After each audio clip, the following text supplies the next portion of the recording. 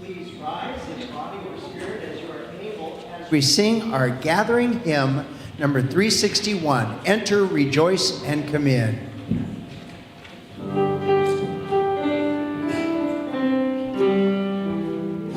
Enter, rejoice, and come in. Enter, rejoice, and come in. Today will be a joyful day. Enter, rejoice, and come in. Open your ears to the song. Open your ears to the song. Today will be a joyful day. Enter, rejoice, and come in. Open your hearts, everyone. Open your hearts, everyone. Today will be a joyful day. Enter, rejoice, and come in. Don't be afraid of some change. Don't be afraid of some change. Today will be a joyful day.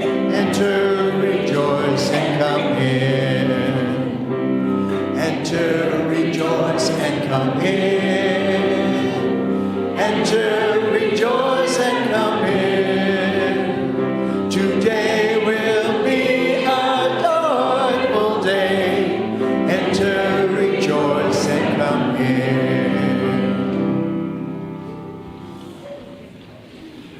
Good morning. And happy Easter. Happy Easter to everyone. And happy Easter in this Unitarian Universalist setting where we welcome everybody and we have a very expansive understanding of this particular celebration, Easter. But I've been thinking about Jesus lately. I'm a real fan of Jesus's, and I was thinking about how he would be a great greeter. He would be a great greeter because he was always looking around and making sure nobody got left out. Nobody got left out. That's one of the things I love about Jesus. And so I think that we should strive this Sunday morning, Easter morning, as we greet one another, to sort of embody the spirit of Jesus, who always looked out for the marginalized, the ones on the side of the road, the ones who were struggling, that open-heartedness, that welcome, that all-embracing welcome. So I invite you to kind of look around now for just a second and just sort of look at the people here and make sure that all of us have a chance to connect and greet with at least one other person so that we can continue to build beloved community on this Easter Sunday. So I'll give you just a couple of minutes and I'll ring the bell to bring us back. So make sure we all get greeted.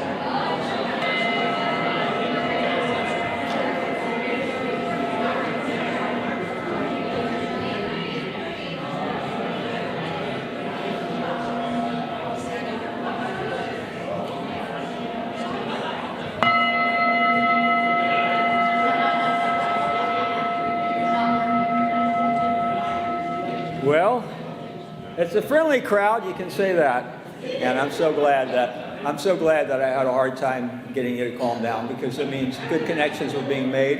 And I really invite you to stick around after the service today during the fellowship hour. And we'll be having the biggest Easter egg hunt in the history of humankind, as far as I've heard. It's going to be a big one. So it's going to be a lot of fun, a lot of people running around. So it's a really festive day, and I'm sure glad you all are here to share it with us. Thanks for coming today.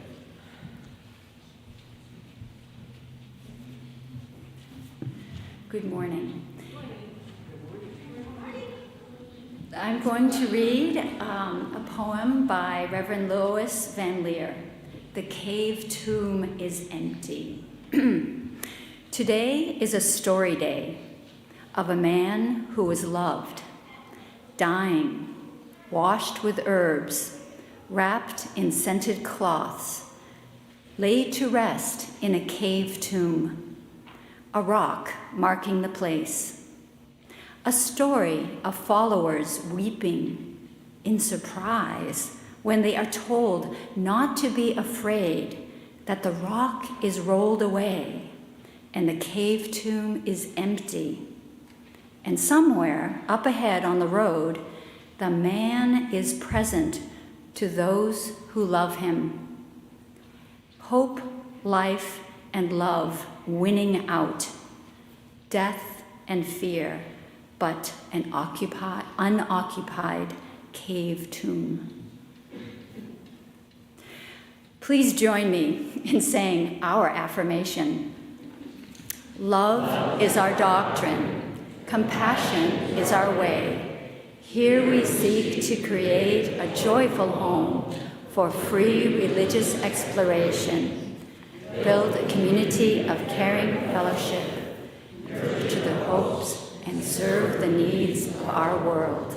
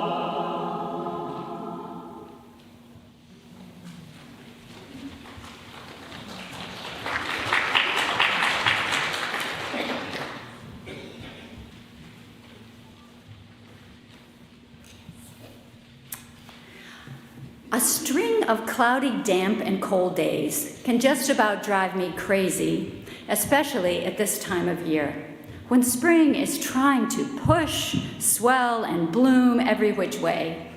Plants struggle to find life, but they do seem to do it, even in the gloom. I don't think I'm as sensitive as they are, and really need full-blown sunshine. So I've been praying the last several days, and as you can tell, I've gotten a very positive response. With this Easter gift, may you bloom and grow. Light is so important to us physiologically and symbolically. So each week we light 3 chalices. The first is for friends and members of the Unitarian Universalist Congregation of Salem. We light our second chalice for our partner church and friends in Šimenfalva, Transylvania, Romania. We light our third chalice for our children and youth in religious education and all around the world. Let us sing the flame into life. Rise up, O flame, by thy light glowing, show to us beauty, vision, and joy. Today, there is no lifespan religious education because Family Promise will be here. But, as you heard from Rick, there is the most stupendous Easter egg hunt, which I'm sure the worker bunnies are still, getting ready after church. So I think there are a couple of announcements here. That one, which I just said, and the next one, which I just said. All right, so the Easter egg hunt actually starts at 12:30, so get your fuel in the fellowship hall, coffee, tea, snacks, and even though let the kids get the eggs, but it's so good to watch and remember what perhaps you did when you were that age. All right. Okay.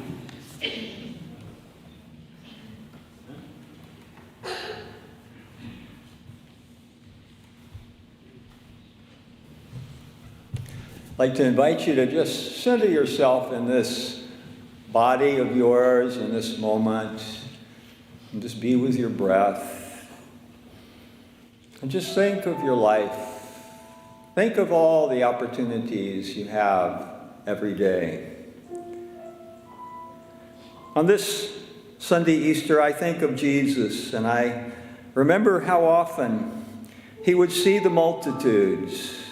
He would see the multitudes, and he would perceive their sorrows and their sufferings, and he would be moved by compassion.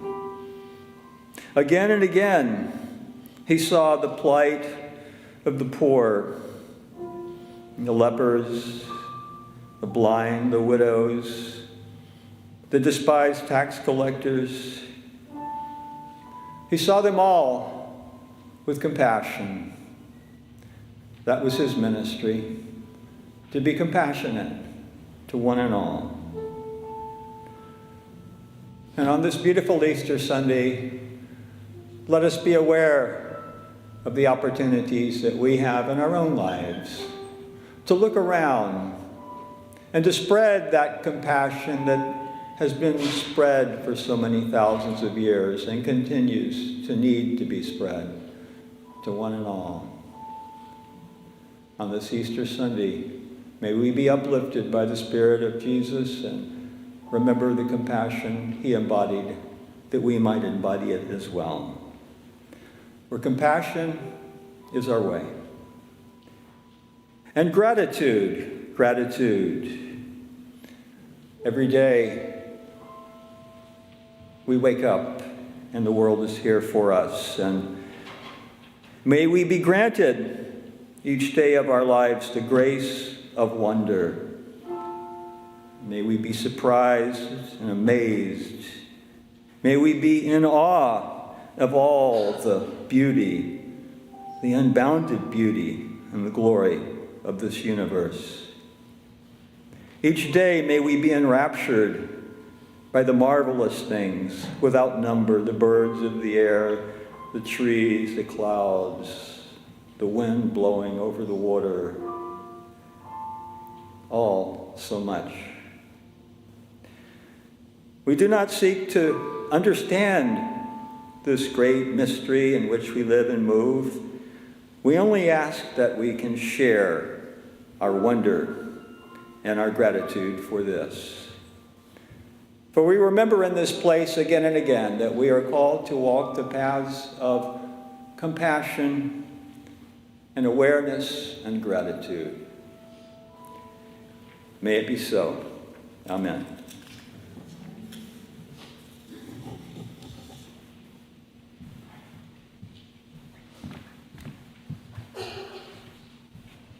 Good morning. My name is Carrie Lynn, and I'm one of the Lifelines lay ministers. And we have 4 concerns and 1 joy today. A concern by Alice is starting the heaviest course load for school this term. Very nervous. And Starla wrote, my niece has been diagnosed with thyroid cancer.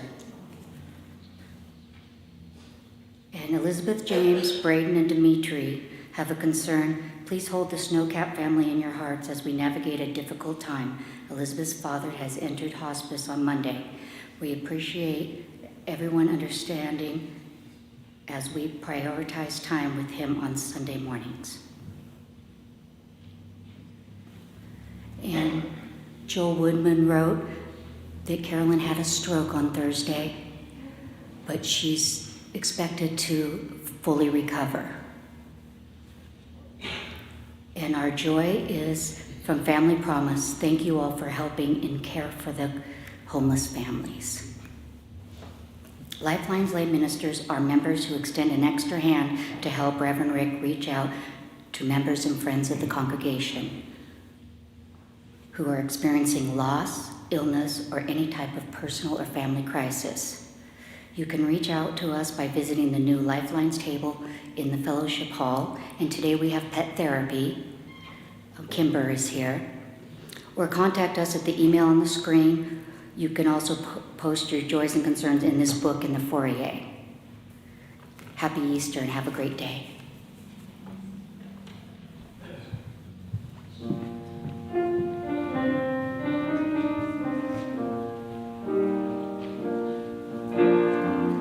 Comfort me, comfort me, comfort me, oh my soul. Comfort me, comfort me, comfort me, oh my soul. Sing with me,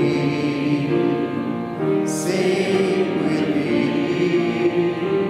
sing with me, oh my soul. Sing with me,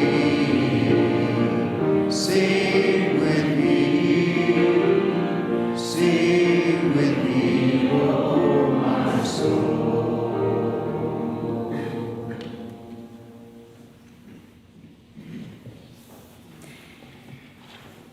Rachel Carson is one of my inspirations and heroes.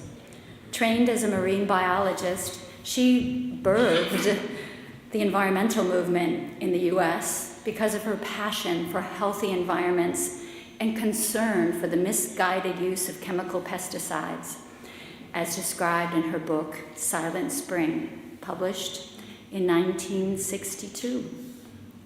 She was a lover of all life, a writer and a caregiver. She received the U.S. Medal of Freedom posthumously in 1980. This is an excerpt from her writings about the nature of wonder. One sunny autumn night when my nephew, Roger, was about 20 months old, I wrapped him in a blanket and carried him down to the beach in the rainy darkness. Out there, just at the edge of where you couldn't see, big waves were thundering in, dimly seen white shapes that boomed and shouted and threw great handfuls of froth at us. Together we laughed for pure joy. He, a baby, meeting for the first time the wild tumult of Oceanus, I, with the salt of half a lifetime of sea love in me. But I think we felt the same spine-tingling response to the vast, roaring ocean and the wild night around us. A night or two later, the storm had blown itself out, and I took Roger again to the beach, this time to carry him along the water's edge, piercing the darkness with the yellow cone of our flashlight. Although there was no rain that night, the night was again noisy with breaking waves and the insistent wind. It was clearly a time and place where great and elemental things prevailed. Our adventure on this particular night had to do with life, for we were searching for ghost crabs. Ooh, those sand-colored, fleet-legged beings whom Roger had sometimes glimpsed briefly on the beaches in daytime. But the crabs are chiefly nocturnal, and when not roaming the night beaches, they dig little pits near the surf line where they hide, seemingly watching and waiting for what the sea may bring them. For me, the sight of these small living creatures, solitary and fragile against the brute force of the sea, had moving philosophic overtones. I do not pretend that Roger and I reacted with similar emotions, but it was good to see his infant acceptance of a world of elemental things, fearing neither the song of the wind, nor the darkness, nor the roaring of the surf, entering with baby excitement into the search for the ghosts. What is the value of preserving and strengthening this sense of awe and wonder, this recognition of something beyond the boundaries of human existence? Is the exploration of the natural world just a pleasant way to pass the golden hours of childhood, or is there something deeper? I am sure there is something much deeper, something lasting and significant. Those who dwell as scientists and laymen among the beauties and mysteries of the earth are never alone or weary of life. Whatever the vexations or concerns of their personal lives, their thoughts can find paths that lead them to inner contentment and renewed excitement in living. Those who contemplate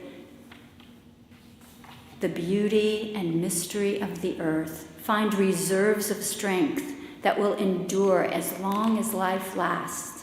There is symbolic as well as actual beauty in the migration of the birds, the ebb and flow of the tides, the folded bud ready for spring. There is something infinitely healing in the repeated refrains of nature, the assurance that dawn comes after night and spring after the winter.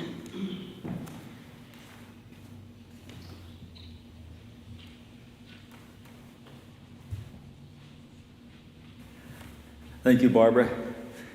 Now I see why you ended up pursuing your PhD in science. It was where she taught at Willamette University. So it's really good that you were able to pursue your passion like that. I got to pursue my passion too. I studied in theology school many years ago, and that's where I first gained a better understanding of how and when the various books of the Bible came into being. It's a very complicated, very interesting story about how that all happened, all the different books and texts of the Bible. In regards to the four Gospels of Jesus' life and ministry, Matthew, Mark, Luke, and John, Mark is the oldest, the most bare bones account of the four. It was written just a couple of decades after Jesus' crucifixion. And the other gospel accounts were composed decades later and added many creative embellishments that are more mythical than literally true. But it was this oldest, starkest gospel that first grabbed my interest, precisely because it is the least embellished. In the Gospel of Mark, for example, they just cut to the chase. You don't learn anything about Jesus' birth in Bethlehem, and as far as what happened after his crucifixion, you are left in the Gospel of Mark with only the very barest minimum. It is recorded there that when Mary Magdalene and some other women came to the tomb where Jesus was buried, to anoint his body with spices, they were surprised to see that the heavy stone sealing the tomb had been pushed away. And a young man tells them, a young man, not a supernatural being, just a young man, he tells them, Jesus has risen. And they should head off to see him where he appears, when he appears in Galilee. The women are so frightened and confused that they don't know what to do, and they say nothing. And that's how the gospel ends. The original Gospel of Mark just ends like that. The tomb's empty. What does it mean? We don't know. That was such an abrupt ending that the early church later on added some extra verses to the Gospel of Mark. So if you read the Gospel of Mark, you'll say, hey, Rick, it does it. No, but it ends, but then they added on some extra verses so it would be more in sync with the later Gospels. But sometimes I think less is more. The other Gospels provide more information, but Bible scholars know that much of this should not be taken literally and may in fact only serve to obscure a truer vision. And I saw that Mark was the gospel that showed Jesus with the least amount of polish. And you are confronted with this ancient, mysterious figure about whom so little is actually known. The great scholar and humanitarian Albert Schweitzer concluded his monumental book, The Quest for the Historical Jesus, with this reflection. And Schweitzer wrote, he, that is Jesus, he comes to us as one unknown, without a name, as of old by the lakeside he came to those men who knew him not. In other words, Jesus is a mysterious stranger to us in most ways. There's so much we don't know, and probably never will know about this ancient figure. And that can feel so unsatisfying. Wouldn't it be great? Wouldn't it be great to know for sure who Jesus was as a historical figure and what really happened after his crucifixion and death? Over the past few years, I've often been in dialogue with students, Christian evangelical students, who come here to interview me about Unitarian Universalism, and they're greatly interested and also very perplexed by my answers. Invariably, they ask me about Jesus' resurrection, as recounted in all of the Gospels except in the original Gospel of Mark. And do you believe, they ask me, as they do you believe, they're asking me, they don't know anything about Unitarian Universalism, and they say, do you believe in the literal, physical resurrection of Jesus or not? In my earlier years of ministry, when I was asked such questions, I tended to be gentle but firm, and I would say that I do not take the biblical account of Jesus' resurrection as literal truth, because nothing in my experience indicates to me that mortal human bodies can return to life. Furthermore, I would tell people, there are other ancient myths about dying and rising gods, and these predate Jesus.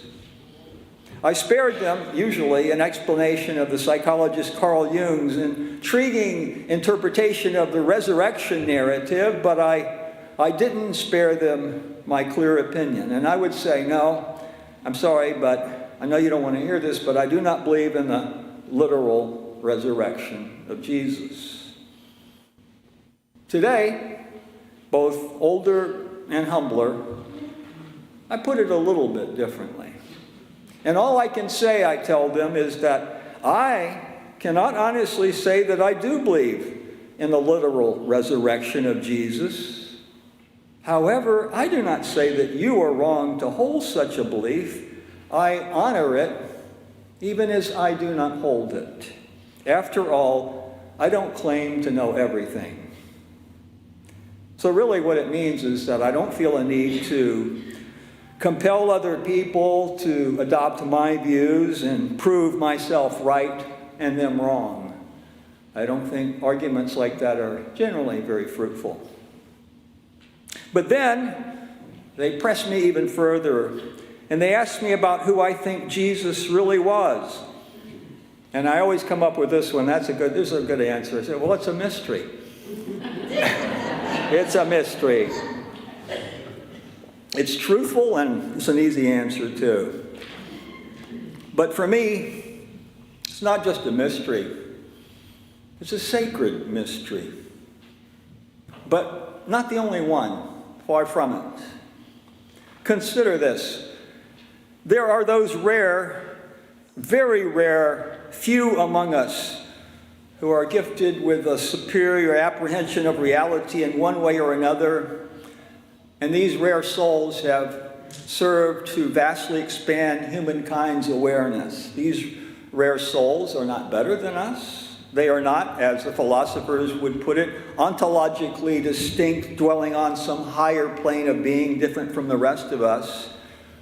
These souls of which I speak are dwelling on the same human plane as the rest of us. They are no better than us, just extraordinarily gifted. And it's a mystery to me, a deep mystery to me, how the universe produces such geniuses. I often marvel about this.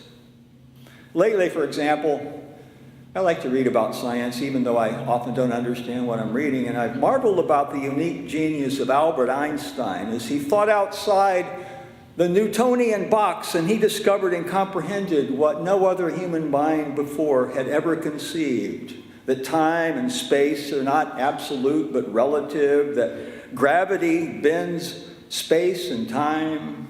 Do you understand? I don't really think I understand this theory, but I love to think about it and to try to. About 4 years after Einstein presented his theory in some lectures at Berlin, about 4 years later, they were able to measure things during a solar eclipse in 1919 to see if what he said was true about gravity bending space and time, and it turns out this revolutionary theory was right. And so the press went wild, rightfully so in this case.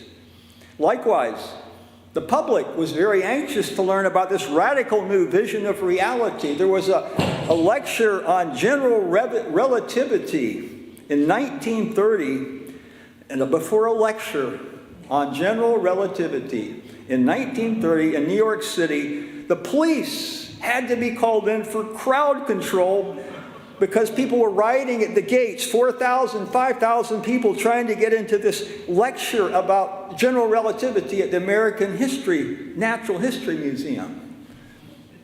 Imagine a riot because you can't get into a lecture about general relativity. But people were just astounded.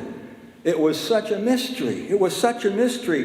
The reality of things stretched the human imagination. What a genius. Nor will you be surprised to hear that I cannot fathom where Beethoven's or Bach's transcendent creativity came from, nor, I dare say, could they themselves explain how the most rarefied, sublime musical expressions danced into their musical imaginations. These geniuses only knew that they possessed this extraordinary gift, and they worked very hard not to let it go to waste. And God bless them for that. I am profoundly grateful for that. But speaking of Jesus, genius, there's another kind of genius, seldom acknowledged as such in our world, spiritual genius. There have been those rare souls who saw into the heart of reality more clearly than those around them, who apprehended the sacred principles that govern our lives, who revealed and bequeathed to us their wisdom, their ways of living gracefully, joyfully, lovingly, compassionately, and freely. And in this regard, two figures especially stand out for me when I think of the great spiritual geniuses of humankind. These two figures stand out for me, the Buddha and Jesus of Nazareth. Consider in Jesus' time how his society was mired in a legalistic, cold-hearted interpretation of their Jewish faith, and left many people outside, left many people in despair. And it was Jesus' unique genius to act as a spiritual magnifying glass and focus so intently on the love at the very core of the Jewish faith that he started a fire. Jesus started a fire. He did. He focused on love so intently like a magnifying glass that he started a fire. A spiritual fire that did not burn but warmed the heart and enlightened the soul. Although we know next to nothing about Jesus, it seems that he did have a uniquely elevating impact on people who suddenly found themselves bathed in love, especially those who have never had a bath in love. The ones who just felt like they were despised and neglected, and they were bathed in love. And then he told them, love one another as I have loved you. And now, his followers, this much is clear. His message was pretty simple. Love God and love one another. And that's pretty much it. That's the core of his message. And he told them this, and now they were intoxicated by love. What the Greeks call agape love, love for all people. And this spread, it spread. Say what you will in detraction of humankind. We mess up a lot, don't we? But we also possess the ability to recognize and honor great genius. And Jesus' spiritual genius was apparent to so many as he wandered through the villages, building up his following, building up their hopes and dreams, even as he entered Jerusalem on the eve of Passover. Upon his arrival in Jerusalem, we all know what happened. Those dreams took a nightmarish turn. Authorities perceived that Jesus was a threat, and they quickly brought it all to a brutal end by having him crucified. The day before, everybody was so happy, and love had seemed to be inevitably ascendant. Now it was fear and terror that reigned supreme. Welcome to the real world, the one where raw power rules. You can forget about your Jesus, they were told. You see what happened to him? What a painful, ignoble death. And it can happen to you if you don't flee like rabbits and forget this rabble-rouser Jesus. So he died, maybe around 33rd year. I like to play with imaginary possibilities sometimes. And I imagine if Jesus, who died at 33, could have lived as long as the Buddha, into his 80s. Imagine. It's impossible to know how differently things would have gone had Jesus lived longer. But, even the Buddha died just as Jesus died. And their disciples were bereft with grief. Death, it comes to all living beings. The reality of death ensures that all of us, every one of you in this room, except maybe the very young ones, and probably them too, we carry some grief inside, although we may not be conscious of it. As the ancient Rabbi Yehuda Halevi noted 1,000 years ago, he said, "'Tis a fearful thing to love what death can touch." Isn't it? It's a fearful thing to love what death can touch. And those fears are real. And so is the grief that builds up in our hearts as loved ones die. And over time, you can build up a reservoir of grief, and it needs to spill over. A couple of years ago in late fall, I went on a hike with some friends at Eagle Creek near the Bonneville Dam. Any of you guys been up to that place? It's a beautiful, beautiful place to hike.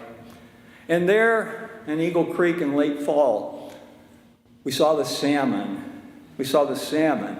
Hundreds of these, probably thousands, but I couldn't count them all. So many of these large, beautiful fish who had swum upstream and were now dying in the clear, flowing water. And then I remembered hiking in this very place some years earlier in the company of a loved one, now gone. And this feeling of sadness came over me. And thinking of this loss and other losses I have known, my grief spilled over into tears. And even as I often advise others, I'll tell you not to stuff your grief. I do. I should have listened to my own advice, but I was glad for this moment of vulnerability, which allowed my grief to flow. My friends placed their hands upon my shoulders as I sobbed. And on this Easter Sunday, I think of the profound grief that Jesus' followers experienced upon his crucifixion. How hard that must have been. How disheartened and heartbroken they must have felt. It takes time. It takes some time, and grief should never be rushed. But over time, it subsides, and there is an opportunity to survey the state of things, to experience that which lies beyond grief, beyond what I call the seeming finality of death. And as you peer ever deeper, so does one's wonder grow at this mysterious reality in which we live and move and have our being. Things are not necessarily as they appear to us on the most superficial level of observation. Scientists who look at the subatomic world say that there's more mysterious action going on there than the brightest scientific minds can explain. And they've summed it up by saying, this world is mind-bogglingly weird. It's just, they can't figure it out. And it's so mysterious. Or consider the unfathomably vast reaches of the known universe. 2 trillion swirling galaxies. Wrap your mind around that number. Shouldn't be hard. 2 trillion galaxies, each with hundreds of billions of stars around them. And this is the 5% of the known universe that the scientists have observed. Things are not as they appear, and the reality of things is so utterly mysterious that their minds, the scientists' minds and ours, cannot explain or fully grasp, and never will grasp, a small portion of the mysteries of the universe. The more we know that there is yet more that we do not know and can never know. And finally, the human mind can only fall into a state of absolute awe at the infinite mysteries of reality. The Jewish scholar Abraham Joshua Heschel aptly said, "Our goal should be to live life in radical amazement. Get up in the morning and look at the world in a way that takes nothing for granted. Everything is phenomenal. Everything is incredible. Never treat life casually. To be spiritual is to be amazed." I like that. That's a good summation of, well, what is spirituality? It's to be amazed. To be spiritual is to be amazed. And for me, one of the greatest, perhaps the greatest mystery is that you and I exist at all as unique, loving beings, the beings that we are. And that Jesus, and other great souls once walked upon the earth. Is there yet a greater mystery than this that lies beyond the grave? Sometime after Jesus died, something mysterious seems to have happened, although I cannot say what. I can only speculate according to what I know. I know, for example, that sometimes people report having contact, having visions of loved ones after they have died. Sometimes surviving family members say they have felt the presence of a loved one who has passed on. Whether or not Jesus' disciples had such experiences, or if it was their vivid imaginations, or if maybe there was a resurrection, I don't believe it, but maybe. Or maybe something else happened to convince them that Jesus had triumphed over death. I will never know. It's a mystery. I will simply say that somehow they recognized that the love that had animated Jesus in his life and ministry was now animating them. But you don't have to look back 2,000 years to see such a mystery. After my grief subsided that day at Eagle Creek, as I watched all the beautiful salmon slowly dying, I marveled at what was happening. What was happening? These fully mature fish had all returned upstream from the ocean to the place where they first hatched from eggs. It's amazing, amazingly. These fish had remembered their downward, years-long journey to the ocean, a journey that began when they were mere fingerlings, and they grew up in the rivers, and they were finally mature when they went out into the ocean. And they have remembered all of this, their years-long journey to the ocean. And they have their memory of the sights and smells along the way. That seems to be what leads them back upstream, exactly to where they were first born. But no one really completely understands this. Nobody understands how the salmon know which river to go up. Maybe it's some magnetic thing that they have in their brains. There's a mystery to all of this. Well, these beautiful fish have returned to lay and fertilize the eggs of the next generation, which will hatch in late winter and early spring. Right now they're hatching and making their own long, memorable journeys to the ocean. The biological continuity of this amazing process made me wonder about life and death and who we really are. Indeed, the ancient spiritual traditions make the bold claim that when you look more clearly and see into the nature of things, you will overcome your fear of what we call death. You will come not to fear death, but to trust in the great mystery of this inevitable transition.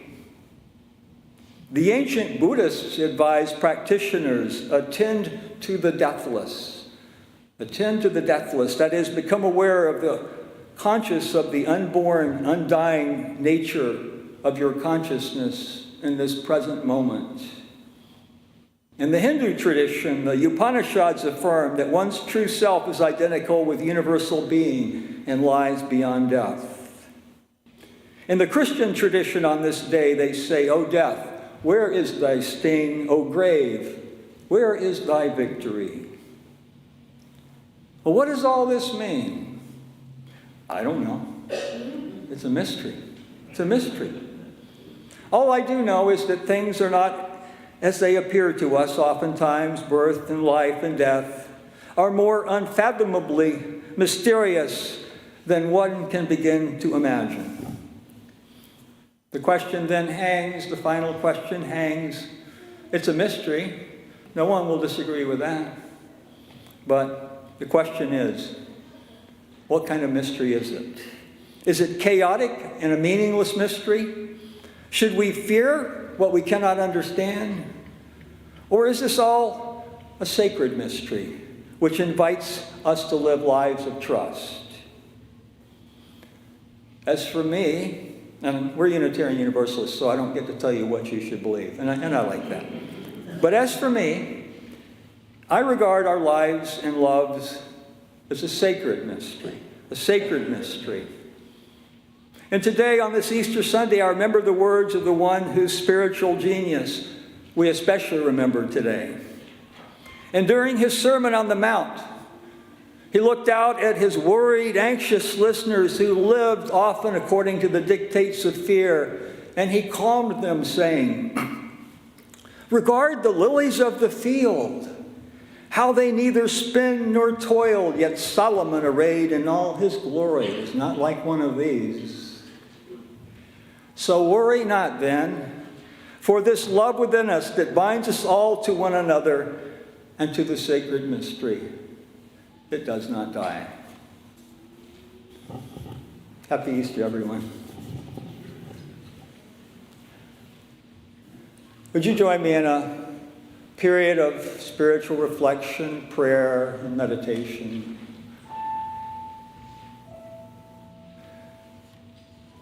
Each day, we live our lives. We wake up and we go out into the world. And yet there is so much that we do not know. There's so much that we do not understand. And yet, as we live, we come to understand what we need to understand. We need to understand love. We need to understand how love will bring us to the places we need to go. As we journey on this Easter Sunday, may the eggs crack open and the light shine in, the light of love, the light of joy, the light of hope. The light is there. The light is there. Simply let your shell crack a little bit, and it will shine in. May it be so. Amen.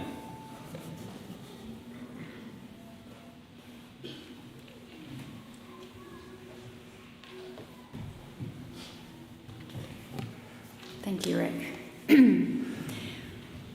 We create a vibrant UUCS through pledges, Sunday donations, individual and group projects, and connections with one another. You may put your Sunday donation in the basket as it comes to you. We also collect non-perishable food for Marion Polk Food Share in the Little Red Wagon, which Jane is bringing up. Each month, we share the Sunday donations with an organization that exemplifies our principles. It is our tradition that on the fifth Sunday of a month, we share our plate with our own Lifespan Religious Education program. LRE encourages lifelong growth in spirit and mind and provides age-appropriate programming from children through adults. There are several ways to make donations.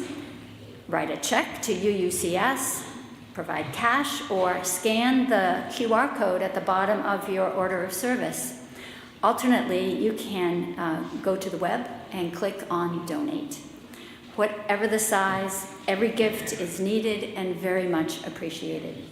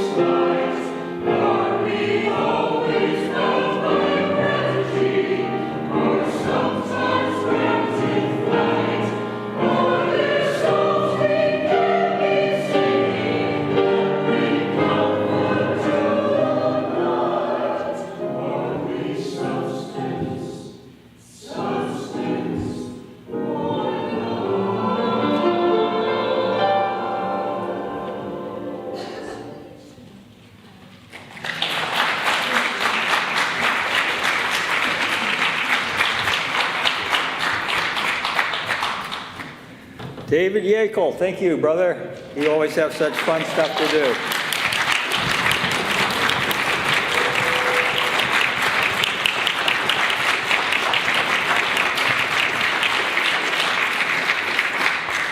We have a lot of local talent in this place, and you're one of them, so we sure appreciate that. Hey, I hope you show up next Sunday. I'm going to be talking about transitions because we're in the midst of a lot of them, and it's always nice to reflect on things and sort of get our bearings. So that's next Sunday. And any other announcements? If you, oh yeah, well that's for some other, yeah, you guys look at that. Go ahead. If you're interested in, for those who may be new, I'm retiring in June, and so that's why you see some of that stuff. But if you would like to receive, and you don't yet receive, the e-blast, the Friday email blast in the monthly newsletter, all you have to do is contact the office, and they'll put you on the list, and you'll be able to figure out all the good things that are happening around here. And I think you've got a couple of announcements, Barbara. So I think that's all I have. So why don't you take over? Yeah. So I'd like to go back to that slide, please. Because we really want, this is a gift for Rick. This is not a surprise. So just know that we would love it if you could create a page of something you'd like to share with him for all time, all the rest of our time, okay? And deliver it and send it to Janet Stevens. She's in our directory, so email it to her, okay? Can be a photograph, something written, a poem. 2-dimensional, not 3-dimensional. I mean, as in, don't make thickness to it, because it's all going into a book. Okay, great. All right, so my announcements are, one, you are invited, if you're interested in learning about travel to our partner church in Shimonfalva in 2025, please stop at the table in the fellowship hall after the service is over and talk about it with Jean. She's over there in the corner. Okay. All right, and then this very exciting announcement, which I am delivering for our pledge team leader. As you know, we are in the middle of our annual pledge drive, an essential community event that provides the funds for everything in this congregation, from ensuring we have hot water for our Sunday coffee to paying the staff and our minister. Our pledge drive leader, Craig Rowland, is thrilled to share some exciting news with you. George and Elsa Struble, longtime members of this congregation, have made a generous offer. If we can reach a pledge total of $296,000, they will pledge an additional $10,000 to help us reach our ultimate goal of $306,000. This generous gesture brings us one step closer to ensuring the continuation of our services and the welcoming of a new minister. This is a remarkable opportunity for our congregation, and the pledge team is energized by this development. So please contact the office if you have questions about how to make the pledge. All right, I think that's all I have. And now it's time to light the social justice lantern. Let the light of the social justice lantern symbolize your energy in this mysterious, puzzling, and wonderful universe. And may we all have the courage to reach out with compassion to embrace some part of it in the week ahead. And now Rick will extinguish the chalice candles, but it is not dark, because you can step into the sacred light, the sunshine, and experience a childlike excitement of searching for sweet kindness in the shape of a humble Easter egg. Remember the hunt, 12:30.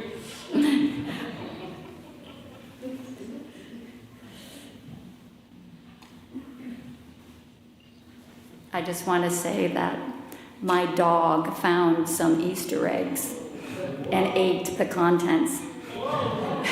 She's still alive. At this time, would you please rise in body or spirit as we sing our closing hymn, number 299, Make Channels for the Streams of Love.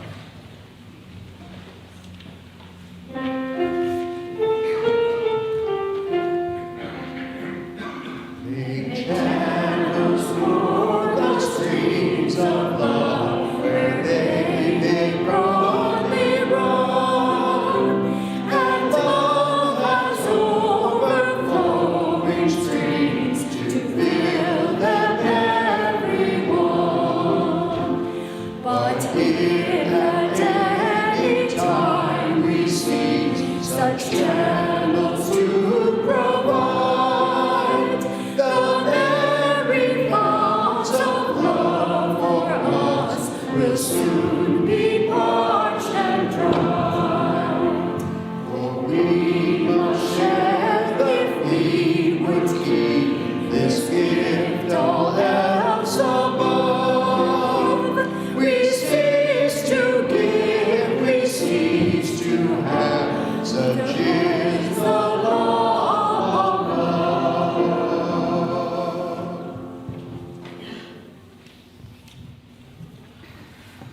Please remain standing, and you are invited to take your neighbor's hand and say together the closing words.